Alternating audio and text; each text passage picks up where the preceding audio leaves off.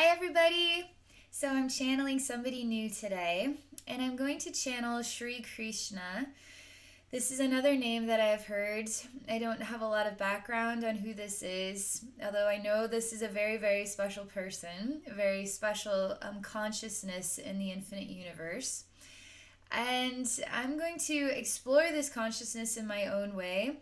I think there's value to not having a lot of knowing about the background of something. So when you do a psychic experience with whatever that is, it gives you a fresh perspective from your own view, from your own viewpoint.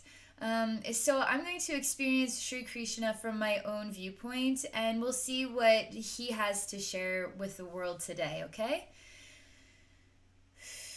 I will tell you that since I made the decision to do this channeling, which came actually just like a half hour ago, it just was like, I don't even know how I came across this name, but I saw it and I was like, bam, I'm going to channel Sri Krishna. And ever since then, I felt so relaxed and so much inner peace. And I told myself, you know what, Abby, just chill out. Just give it a little bit of time. Don't go channeling Sri Krishna. It's too early in the morning. But I can't explain it. The motivation is really enticing, and but the peacefulness, the grounding, the meditation energy, it's just been beautiful. So I'm actually gonna chill out on the level of just slowing it down, and like a meditative experience. It feels cheerful but meditative, peaceful, relaxed.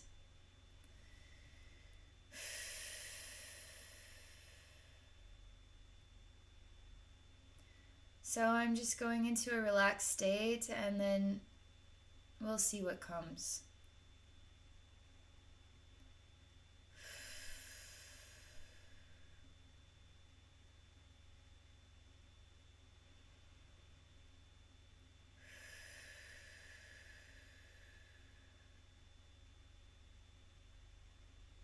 Even more relaxed still.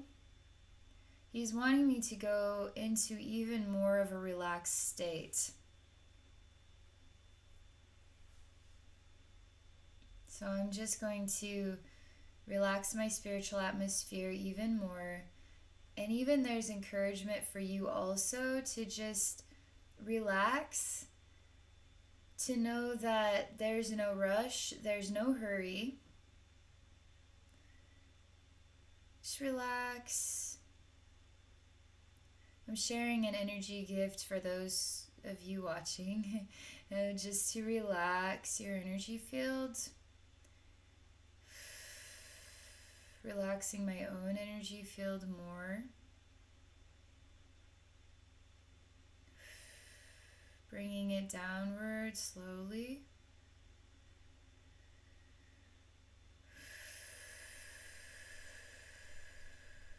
There's very much so like a divine masculine essence.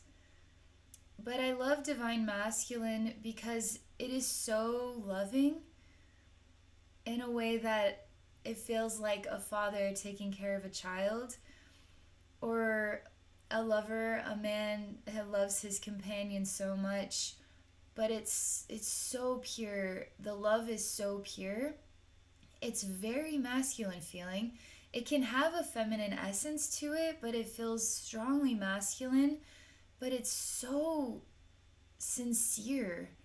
It is so, it sees, and the kindness is there, and wanting to envelop you, to hold you, not wanting you to judge yourself or to be too harsh, and wanting to nurture your own wounds, to help be the strong man for you in a way. There's something very comforting about it. And it's beautiful because oftentimes that energy comes from like a divine feminine. I feel that from a divine feminine, but this is very divine masculine, and it's very nurturing, very, very nurturing. Like you could have Mother Earth, you would be like Father Earth. Very, very loving and nurturing, and really peaceful, really peaceful. Like really slowing it down and allowing the beauty of the universe, the beauty of Earth, the beauty of the animals and the insects, the beauty of each other.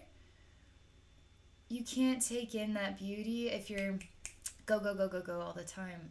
You can only take in that beauty when you choose to slow down and notice it and receive it. Every second is a gift, we know that. But do we feel that? Do we receive that in our life? How do you access that experience? Only when you slow it way down can you access it.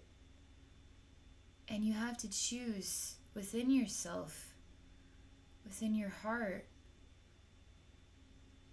You have to say, I want to experience every second, every moment of my life as the most radiant, beautiful gift. And to feel blessed and to feel in gratitude to receive. And that energy combination is like, it's phenomenal to feel it. It makes you quiver because it is so, it's such a radiant version of love. Gratitude, blessing, those frequencies are radiant versions of love, and that's the way life should be, right? But that's the way life can be. But you have to slow it way down, and you have to choose that for yourself. He's giving me this question: how many people do you think on the planet slow things way down every single day, all day long, out of a choice to choose to see the blessing in every moment and how beautiful life is in all of the gifts? He shows me every single animal is a gift for you. And so when you see that blue jay, or you see that robin, or you see the crow, or you see a cute bunny rabbit, or whatever it might be, it is a gift for you. Sometimes we see an animal and we say, it's a sign. All the animals are speaking to you. All the insects are speaking to you. A ladybug lands on your arm. It is speaking to you. Mother Earth, Father Earth is speaking to you, is touching your life, is saying hello to you today. But do you see it like that? Do you welcome that into your life, that perspective? Or are you like, ew, flick it off? No, thanks. He's asking to slow it down and to see the value of every single moment of your life.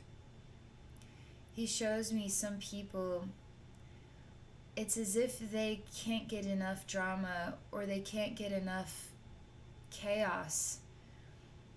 But if they were to just slow things down without expectation, without want, without need, because they have everything they need right here in their heart, and everything they need is always provided to them. As they slow the frequency way down, they actually disconnect from frequencies of chaos that are actually kind of fast-paced and calamity sounding. Somehow they've attuned themselves to experiencing a calamity of energy that feels like themselves. They identify with this as a mirror or the reflection of themselves, so they attract more of that. But if they want to get out of attracting those difficult experiences, they slow things way down. And we're talking meditation, we're talking yoga, we're talking even a peaceful walk, slowing even a peaceful walk down. Is sitting by a tree for an hour, 2 hours, 3 hours, 4 hours, and just watching the world happen. Instead of you feeling like you have to be happening all the time, is to slow things way down and allow the world to happen for you. the world is putting on a play, is putting on a movie or a show for you to watch, would that be entertaining? Would it be entertaining for you to sit by a tree and watch the grasses blow in the wind? To watch the butterflies? To watch the clouds moving in the sky? He says if you cannot find that to be entertaining, it's because you have not slowed your frequency down enough. You're still in a state of needing excitement, needing activity, needing more. You need. He says you don't need. You need to slow. You need to slow the frequency down so you can discover this, so you can realize this. That's what he says.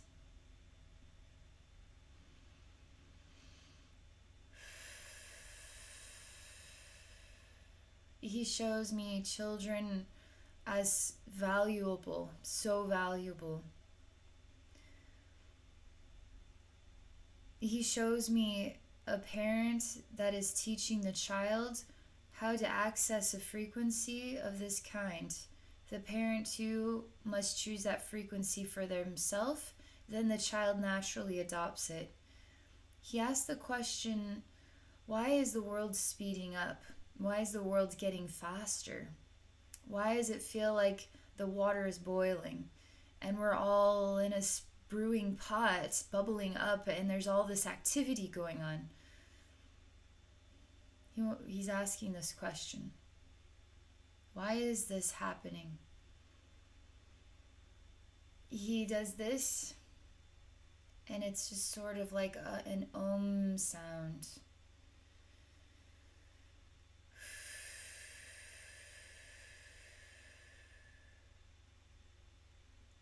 Disconnecting from the body, disconnecting from the self experience, disconnecting from the speed, the activity, the frequency of so much.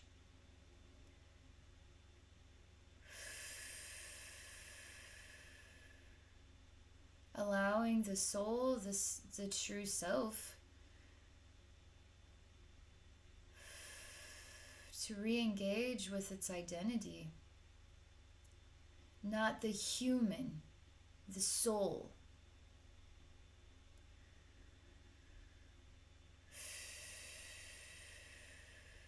He says something like the soul in the human body feels human. And that's why, for instance, a lot of people don't believe you have a soul or don't relate to life after death, because their soul is so integrated into the human body. It is the human body now, and so they're human, and that's all they ever will be, is human. So they can't bridge the gap. He says even spiritual people integrate into the human experience, and they forget that they're a soul. They don't feel the soul presence on a regular basis, which is why they have to go into meditation or into alternative ways of being in order to access their true self, their higher self. So in order to expand or to enlighten in a world of this kind, which he keeps showing me what is the bubbling pot, and it just looks like it's about to bubble over. And that's why a lot of people are just kind of in a hysteria in their own world, worried about the planet. What about the human race? Is anybody going to come around to help the world? There's not enough people participating in helping. The media is telling us all this negative stuff, and there's nothing positive going on. So we believe that there's really nothing positive going on. We're worried about the treatment of animals. We're worried about the water. We're worried about all kinds of stuff. We're trying to live our lives while having kids, while doing all this other stuff. We're trying to meditate. And it's just blah, blah, blah, blah, blah, blah, blah, blah, blah, blah, blah, blah. And it's like all that going on. And it's so loud in the head all the time. Even when you slow it down just to watch television and relax and let it all go, there's still noise. And you're being human about everything. How do you become higher self? You've got to slow it down. You have to slow it down, he says. Way down. And the spirit then takes time off from the form to rekindle its divine essence, its memory of itself. It's fascinating for me to have this experience right now. My mind is going crazy. He's also talking to me about this. I have so many things I want to say, but I'm going to just let him speak. So I see the soul out there in the sky looking at planet Earth. The soul still has a bit of a human essence about it. It's like an astral travel moment, but having the freedom to explore the identity of spirit, the identity of self on a spiritual level that goes beyond the human form.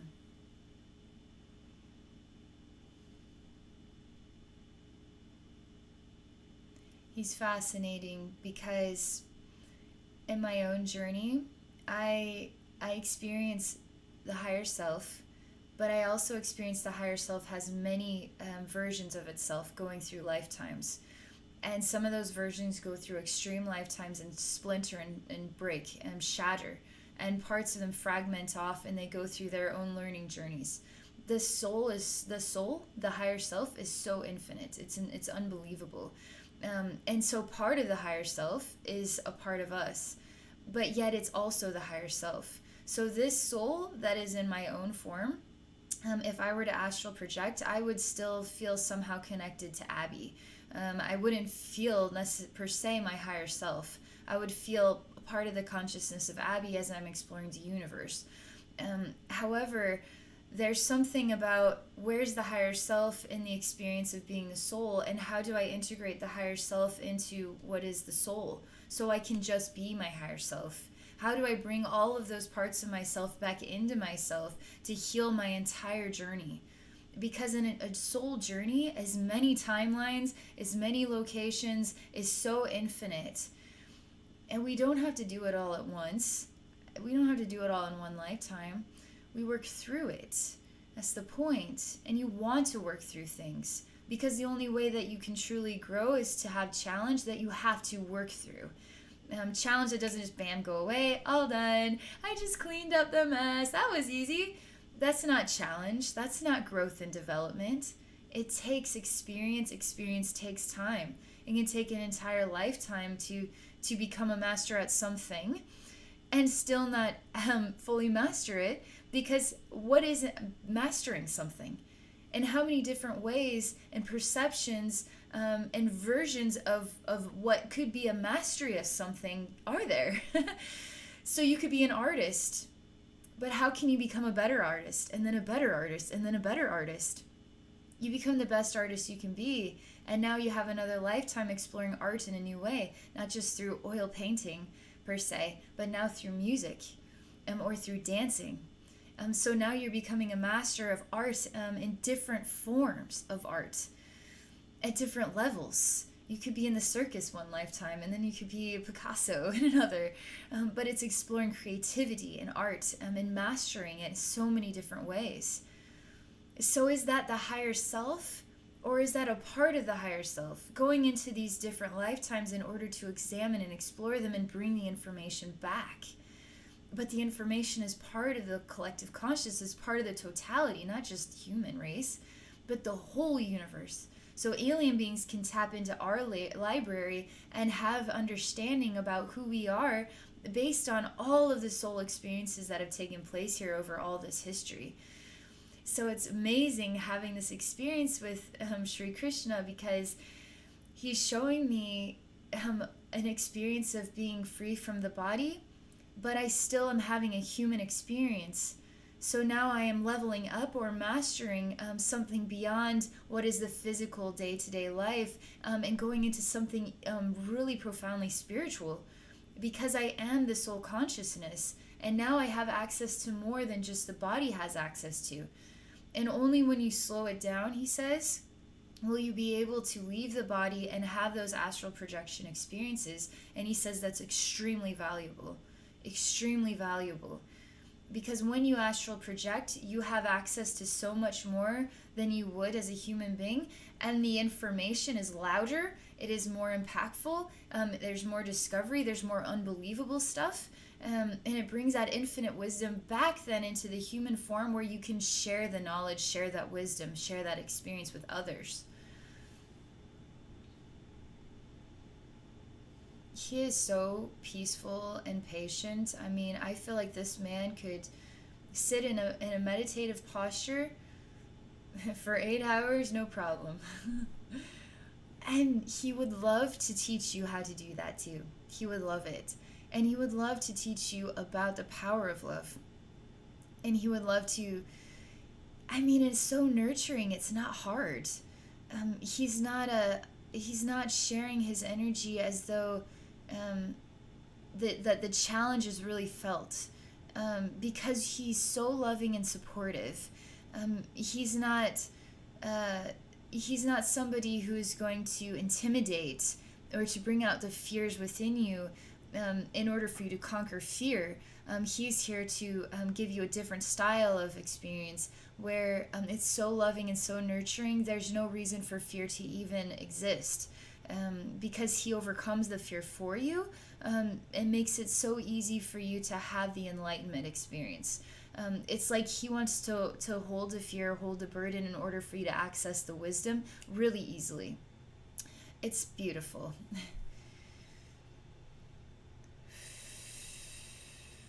I really like him a lot. I mean, because he's so loving, he's so generous. You don't, when you feel that, it touches you deeply. Human beings can be like this too. How deeply do we allow ourselves to be touched by the extraordinary things people do for each other? Or is it, well, that was nice, that was a nice thing to do, or that's a really nice person, or but to say, wow, I'm so in gratitude and reverence that your soul is choosing to be here, to do that simple act of kindness or whatever it might be, to actually speak in these sacred words in this style, honoring the soul for their kind choices, not honoring the soul for being a drama queen, or like the world seems to praise reflections that aren't a reflection of what is harmony and balance and good deeds. It keeps wanting to bring forward a praise of somebody who's out there on an extreme level and not always the nicest person. They have a loud attitude, or they're rude, and we find that funny for some reason. It feels like there's a lot of garbage type of information out there that is like this, and we just want more of it. But why? And we're not giving gratitude and reverence to those who are actually a reflection of the world that we want to live in. And it's time to speak up about the gratitude we have for each other, because that's what makes a difference. That's what we are choosing truly in our hearts. If the television show is not a reflection of slowing it down, of the harmony of the planet, and what is love and gratitude and spirituality and reverence and sacredness, then the show needs to be turned off. Because we're only choosing to participate in experiences that are a reflection of what we believe in. And you have to slow down in order to get out of that calamity frequency, so that you can have other experiences that are extraordinary, enlightening, and spiritual, and even take you out of your body, to totally new places that you've always wanted to go anyway. How many human beings want to visit the Pleiades, for instance, but we can't, can we? We don't have a spaceship. If we had a spaceship, it probably wouldn't make it there before we died. But we can access the Pleiades anytime. Bam. You just go into a meditation. You can astral project and find your way there. and surround yourself with that love and that memory and those communications and learn something new from them, and then bring it back to this planet and then share it. It's beautiful, it's radiant, it's golden light, it's so sweet and sincere, and it's divine masculine. It's amazing. It is amazing.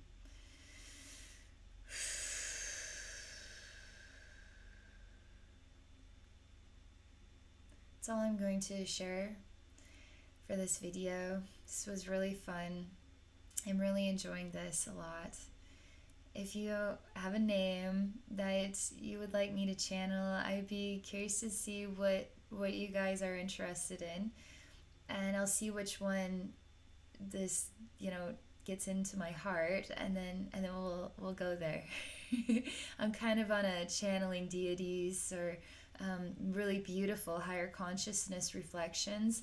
I'm on kind of a kick to do that right now, so we'll just see where this goes. I want to thank all of you for supporting my YouTube channel. If you're interested in exploring a psychic session with me, please visit me at my website at abbeynormalswisdomquest.com. I'm also on Patreon, so you can find me there also at Abbey Normal's Wisdom Quest. So I hope you all have a wonderful day.